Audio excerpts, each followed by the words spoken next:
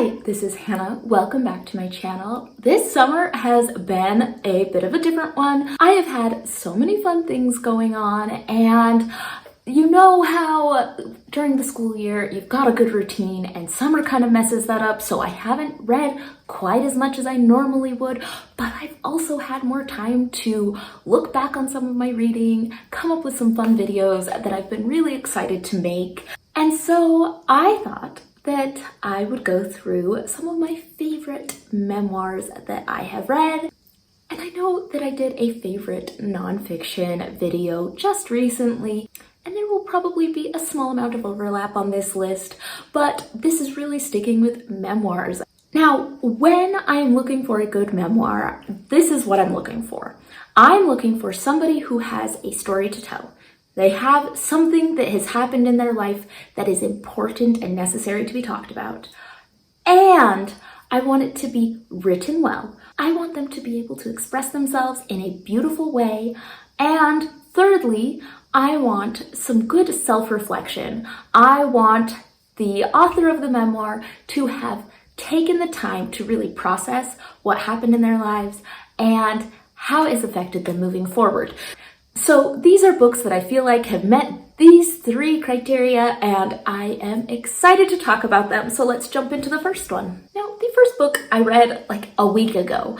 I read How to Save Babylon by Sophia Sinclair, and this book was written so beautifully, so poetically about her life growing up in a strict Rastafarian household, and I thought that her story was interesting, the way that she processed it was interesting, and she is a poet and has the most beautiful writing. So, The Color of Water, A Black Man's Tribute to His White Mother by James McBride. I read this book back in 2018, so it has been a while.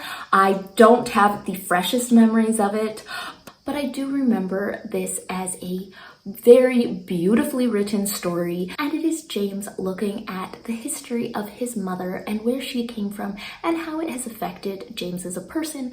And I thought that it was really great talking about race and identity, and I really loved it. Now, it has been a little while since I read it, but at the time I really loved it, and I still remember it fairly well for it being 6 years since I read it. The next book, I'm sure many of you have read. It is I Am Malala, the story of the girl who stood up for education and was shot by the Taliban. I am so glad that I read it because for some reason, the story of Malala has really stuck with my 8-year-old. She learned about Malala in school, and she talks about her as, oh yeah, powerful women like Malala. Like, that's who she looks up to, and so I'm really glad that I had a little bit more background. An excellent book that talks about race relations in the United States is Between the World and Me by Ta-Nehisi Coates, and this is written as a letter to his son, and it goes through reflecting on his life, what it was like growing up, and how it shaped him into who he was today and what he would pass on to his son. It not only goes through the past, but it has a vision for the future. And you can tell that he spent a lot of time processing his life and what it means going forward. And so this one was excellent. The next one is The Sun Does Shine, How I Found Life and Freedom on Death Row by Anthony Ray Hinton. And this book I credit with getting me to read a lot more books about the justice system in the United States. And this is following Anthony, and he was imprisoned for a crime he did not commit. His powerful memoir not only shows his personal strength, but sheds light on a system that is out to dehumanize people, and I thought that it was necessary reading for anyone. The book, The Girl Who Smiled Beads, A Story of War and What Comes After by Clementine Wamaria, is a memoir depicting Clementine and her sister's time after being displaced in Rwanda, losing their family, and finding asylum in the United States. And it deals with those traumas that they endured, as well as where is the path forward from this. And I thought that it was heartbreaking, difficult to read, but very necessary. The book Memorial Drive, A Daughter's Memoir by Natasha Trethewey is reflecting on Natasha's life and what happened before and after her ex-stepfather shot and killed her mother. This book talks a lot about her mother and how Natasha's life has been shaped by her mother. This deals with difficult topics like racism and domestic abuse, but was so beautifully written, and you can tell that Natasha is an excellent writer. She was appointed the US Poet Laureate in 2012, and she is a professor of English and creative writing, and I feel like her ability to express herself really comes through in this book. A favorite memoir list would not be complete without Know My Name by Chanel Miller. This is following Chanel Miller and the aftermath of being sexually assaulted, and it is written so well and is such an important book. I think everyone should read it. It is heartbreaking. It was so eye-opening to see what happens in the justice system when a sexual assault takes place. This is really one of the best memoirs that I have read. Another memoir that I thought was excellent was Solito by Javier Zamora. When he was 9 years old, he was sent by his grandparents alone to cross the border from El Salvador to the United States to be reunited with his parents. And it is about his journey, and it is a true story and his recollections, and it was beautifully told. It had all those difficult experiences, that adventure, but it came off as very authentic. I often use this book as a recommendation for people who liked American Dirt, but they wanted something maybe a little more real with actual experiences of people who have lived through it instead of just all the experiences shoved into one book. I think that it's not this flashy story that you read in American Dirt. It is a real story, and it is excellently told and so important and real. So highly recommend this one. If you're considering reading American Dirt, I would read this instead. If you read American Dirt, I would read this one. I just think that this was a really good book. Now we have a little section that is celebrity memoirs. Now, I'm a little picky on my celebrity memoirs. I enjoy reading a celebrity memoir, but are they going to end up at the top of the memoir list? No, a lot of times I read a celebrity memoir because I want to know more about the person, and the book is fine, but is it told so beautifully? Is it something really important? No, it's just, oh, I didn't know they knew that actor. Oh, I wanted to hear about the behind the scenes there, and they can be fun. And so, for example, I loved Julie Andrews' book. I had a great time. Is it on my list of best memoirs? No, but it was a fun time, right? And so these books not only are celebrity memoirs, but have important things to say and are worth it. The first one I'm going to talk about is my surprise celebrity memoir, and I read Hollywood Park by Michael Jolet.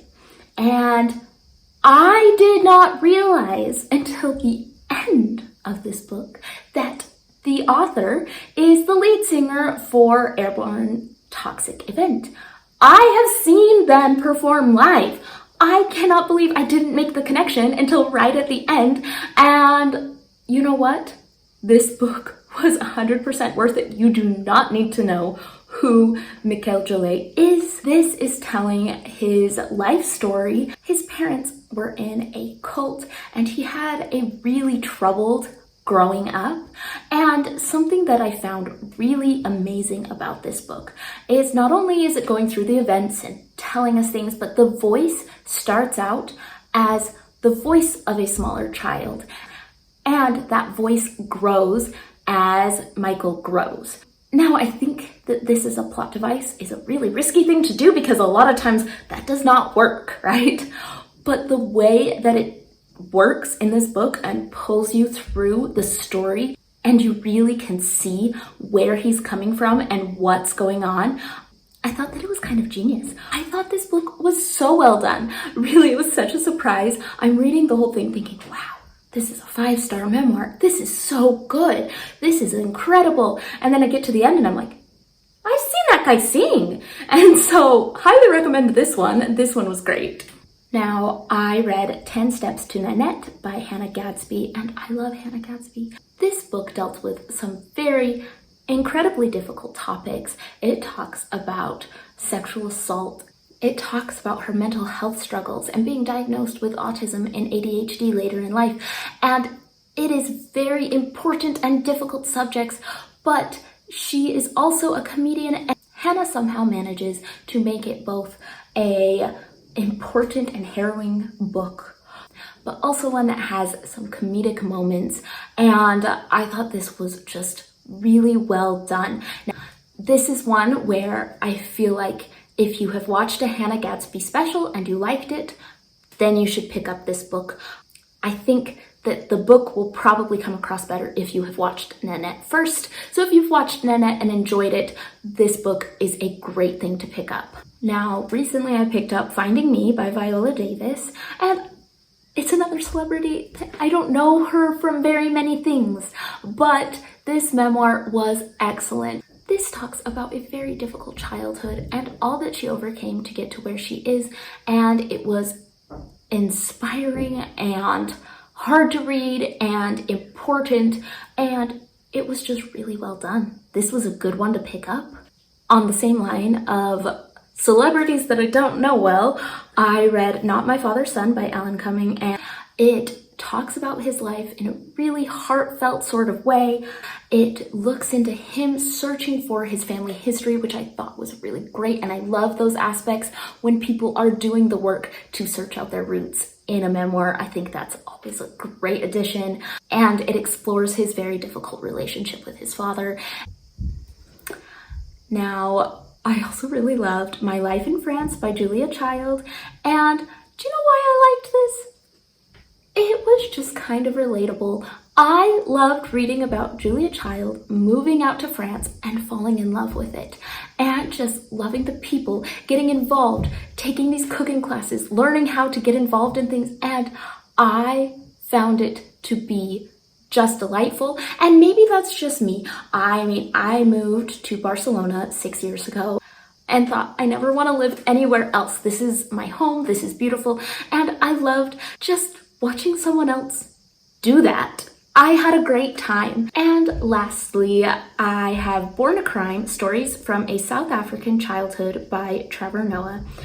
This is talking about Trevor's experiences growing up during apartheid in South Africa and his relationship with his mother. Now, you may know Trevor Noah as a comedian, and there's definitely that element in this book. Really, it was very heartfelt and just so incredible and important. So those are some of the memoirs that have just been so meaningful. And if you have read any of these, let me know in the comments down below. Let me know some other memoirs that I should put on my list. And I will be back soon with my next book wrap up.